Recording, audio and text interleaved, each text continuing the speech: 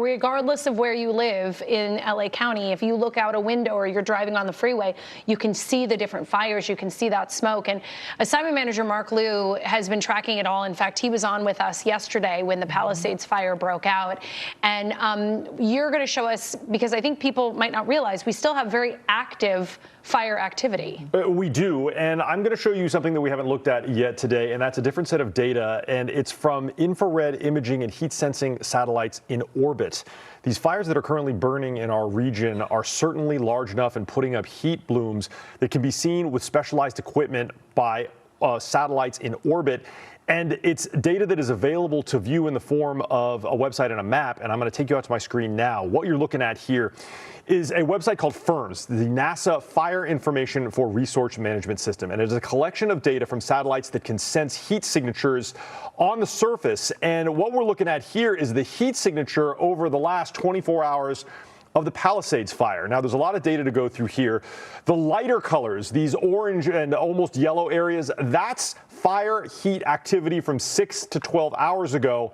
But these dark red boxes that you see in the middle, that's fire activity from an hour ago. So really, that's where the fire is now. And I can change the opacity here, the opacity, to see where the active fire is.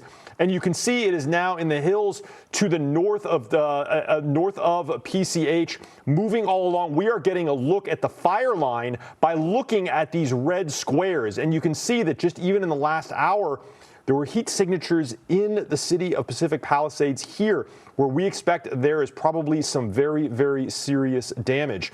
Now, we can also see this activity over in the Eaton Canyon area, in the Eaton fire, and you can see this fire was extremely active in about 6 to 12 hours ago, but now we see the fire has broken into two flanks on either side. These red boxes are the squares that indicate that there was heat signatures just an hour ago, and Joy Benedict and Jasmine Veal were in these areas where we had seen the fire be so destructive. So this entire area of central Altadena has seen heat signatures large enough to be detected in space. And the other issue that I want to talk about is how there's also another flank of this fire, and it is moving over.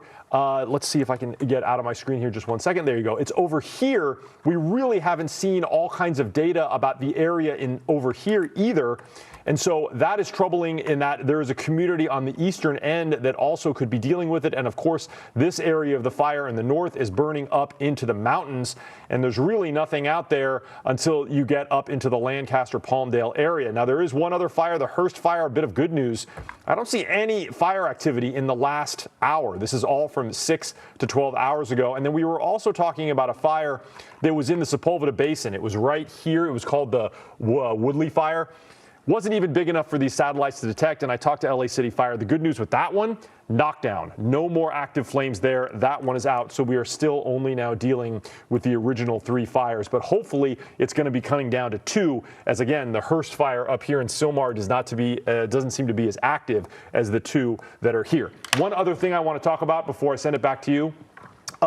This is the aerial firefight going on in the Pacific Palisades area, and all of these icons you see here are orange, but the line that I'm looking at here, the flight path of an aircraft here that's this light-colored teal green, that's from an aircraft called Intel 12, and it is actually on its way back to Sacramento, if I can find it. It's right here.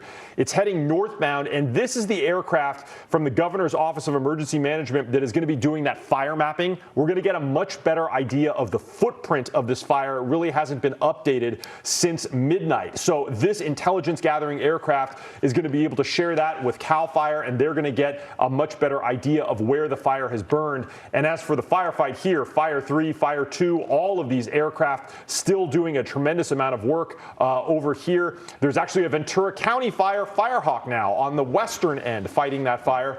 So we're seeing a tremendous amount of resources here, and there is certainly a fire also, Firehawk in the Altadena area that's working on the western end doing water drops over there.